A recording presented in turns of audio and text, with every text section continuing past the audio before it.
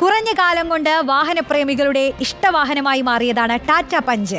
കൂടുതൽ മൈലേജും യാത്രാ സൗകര്യവും സുരക്ഷയും കണക്കിലെടുത്ത് മധ്യവർഗം ഏറ്റെടുത്ത കാറാണത്. ടാറ്റ പഞ്ച് വലിയ നേട്ടം കൈവരിച്ചിരിക്കുന്നു. ജൂൺ മാസത്തിലെ വിപണന കണക്കിൽ സ്വിഫ്റ്റിനെ മറികടന്ന് ഒന്നാം സ്ഥാനം തിരിച്ചുപിടിച്ചിരിക്കുകയാണ് പഞ്ച്.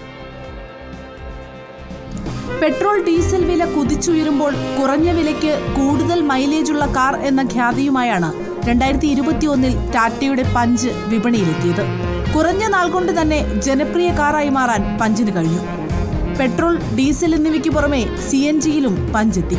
ഇപ്പോഴിതാ കഴിഞ്ഞ മാസത്തെ വിപണിയിൽ പഞ്ച് താരമായി മാറിയെന്ന റിപ്പോർട്ടുകളാണ് പുറത്തുവരുന്നത്. ഫേസ് ലിഫ്റ്റുമായി ഇറങ്ങിയ മാരുതി സുസുക്കിയുടെ സ്വിഫ്റ്റ് ആയിരുന്നു മെയ്യിലെ വിപണിയിൽ മുൻപിൽ. സ്വിഫ്റ്റിനെ പിന്നിലാക്കിയാണ് ടാറ്റയുടെ കോമ്പാക്ട് SUV പഞ്ച് ഒന്നാമതെത്തിയത്. ജൂണിൽ രാജ്യമൊട്ടാകെ പഞ്ചിന്റെ 18,238 കാറുകളാണ് വിറ്റുപോയത്. 16,422 കാറുമായി സ്വിഫ്റ്റ് രണ്ടാം സ്ഥാനത്താണ്. ഏറ്റവും കൂടുതൽ വിൽപ്പനയ്ക്കുള്ള ആദ്യത്തെ 10 കാറുകളിൽ 6ഉം മാരുതി സുസുക്കിയുടേതാണ്. പഞ്ചിനെ കൂടാതെ നെക്സോണാണ് പട്ടികയിലെ ടാറ്റയുടെ അടുത്ത കാർ. ഹ്യുണ്ടായിയുടെ ക്രെറ്റയും പട്ടികയിലുണ്ട്. 16,293 കാറുകൾ വിറ്റ് ക്രെറ്റയാണ് ജൂൺ മാസ വിൽപ്പനയിൽ മൂന്നാമത്. മാരുതി സുസുക്കിയുടെ MUV ആയ എർട്ടിക 15,920 കാറുകളുടെ വിൽപ്പനയുമായി 4ാം സ്ഥാനത്തും.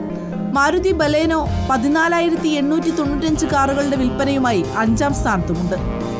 News desk reporter.